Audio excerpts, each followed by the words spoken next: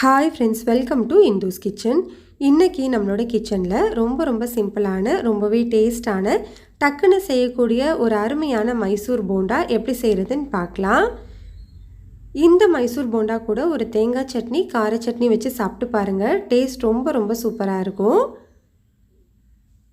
இப்போது இதை செய்கிறதுக்காக ஃபர்ஸ்ட் ஒரு பவுலில் மெஷரிங் கப்பில் 1 கப் அளவு தயிர் சேர்த்துக்கலாம். இது கூட அரை டீஸ்பூன் அளவு பேக்கிங் சோடா சேர்த்துட்டு இந்த மாதிரி ஒரு பீட்டர் வச்சு நல்லா பீட் பண்ணிக்கோங்க. ஒரு 3லேருந்து 4 நிமிஷத்துக்கு நல்லா பீட் பண்ணிக்கோங்க. ஒரு 4 நிமிஷத்துக்கு அப்புறமா பாருங்கள், தயிர்லேருந்து இந்த மாதிரி நொறையாக வர ஆரம்பிக்கும். இந்த டைமில் நீங்கள் எந்த கப்பில் 1 கப் தயிர் எடுத்தீங்களோ அதே கப்பில் 2 கப் அளவு மைதா மாவு சேர்த்துக்கலாம். கூடவே இந்த போண்டாவுக்கு தேவையான அளவு உப்பு, அரை டீஸ்பூன் அளவு தூளுப்பு சேர்த்துட்டு இது எல்லாத்தையும் நல்லா ஈவனாக மிக்ஸ் பண்ணி விட்டுக்கோங்க. இந்த மாதிரி நல்லா ஈவனாக மிக்ஸ் பண்ணதுக்கு அப்புறமா இதில் கொஞ்சமாக வெதுவெதுப்பான தண்ணி சேர்த்து மாவை ரொம்ப கெட்டியாகவும் இல்லாமல் ரொம்ப தண்ணியாகவும் இல்லாமல் மீடியமான அளவில் பிசைஞ்சு எடுத்துக்கோங்க. நம்ம நார்மலான போண்டா மாவு பதத்தில் இருந்தால் போதும். தண்ணி பச்சை தண்ணி சேர்க்கக்கூடாது, வெதுவெதுப்பான தண்ணி தான் சேர்க்கணும். மாவு எல்லாத்தையுமே இந்த மாதிரி ஒன்று சேர்த்ததுக்கப்புறமா உங்களோட 5 விரலையும் இந்த மாதிரி விரித்து ஒரே டைரெக்ஷனில் 3லேருந்து 4 நிமிஷத்துக்கு பீட் பண்ணிக்கோங்க. ஒரு 4 நிமிஷத்துக்கு அப்புறமா இந்த மாதிரி மேலேருந்து கீழே திரும்ப ஒரு 3லேருந்து 4 நிமிஷம் பீட் பண்ணிக்கோங்க. அப்போது நம்மளுக்கு மாவு நல்ல ஃப்ளஃபியாக வரும்.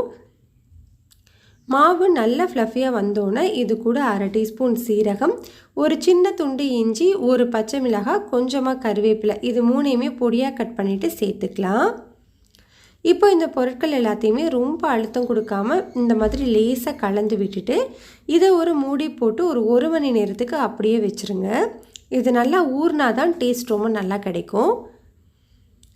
இப்போ கிட்டத்தட்ட 1 மணி நேரமாக மாவு நல்லா ஊறியிருக்கு. இந்த மாவை திரும்பவும் நம்ம மிக்ஸ் பண்ணக்கூடாது.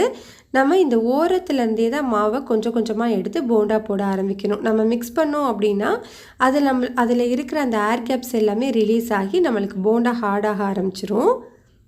உங்களோட கையை லைட்டாக அந்த மாதிரி தண்ணியில் நனைச்சிட்டு சின்ன போண்டாக்கெல்லாம் போட்டுக்கலாம். கடாயில் எண்ணெய் நல்லா சூடானதுக்கப்புறமா ஸ்டவ்வை லோ ஹீட்டில் வச்சுட்டு போண்டாவை போட்டுக்கோங்க. போண்டா போட்டதுக்கப்புறமா உடனே திருப்பி விட்டுற வேண்டாம். ஸ்டவ்வை மீடியம் ஹீட்டில் வச்சுட்டு இந்த மாதிரி ஒரு கரண்டி வச்சு நல்லா ஈவனாக கலந்து கொடுங்க. அப்போ தான் எல்லா சைடுமே நல்லா கோல்டன் கலரில் கிடைக்கும்.